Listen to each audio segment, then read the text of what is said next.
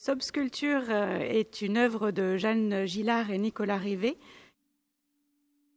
Cette œuvre s'appuie sur des recherches que les artistes ont menées sur Edward Barnews, un Américain qui vivait dans les années 20 et qui n'était autre que le filleul de Freud. Cette personne était invitée par des firmes américaines pour aider à remonter les ventes. Et c'est ainsi qu'il a été embauché par la firme Procter & Gamble qui vendait des savons.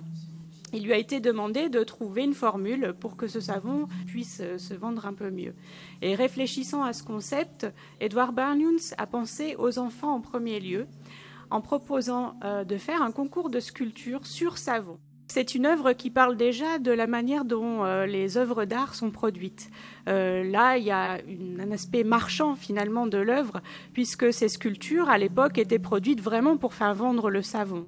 Et puis, plus récemment, les artistes sont tombés sur des articles à propos d'une sculpture qui était interdite. Elle devait être mise dans un cimetière en l'hommage de Grizzly Bay, Réal, qui, elle, était une prostituée et qui avait pour projet d'avoir sur sa tombe une sculpture toute simple. C'était un cercle avec au milieu un triangle, sauf que ça a été interprété comme le symbole d'un sexe féminin et très rapidement, ça a fait polémique à Genève.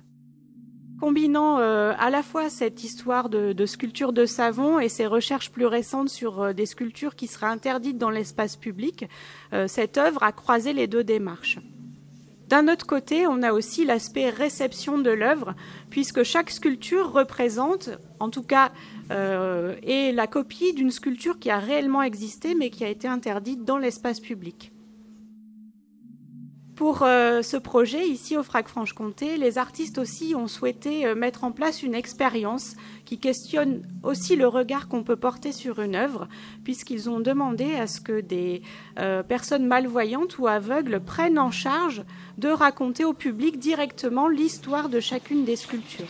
Donc l'hommage au Luster de Savate, vous savez qu'il y a un journaliste qui a lancé une savate sur le président américain en 2008.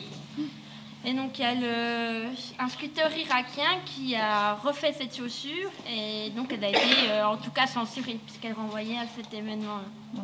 C'est une expérience qui est assez intéressante puisque la personne est malvoyante, donc finalement elle ne peut pas voir la sculpture, mais elle peut l'appréhender avec les histoires que ces sculptures racontent.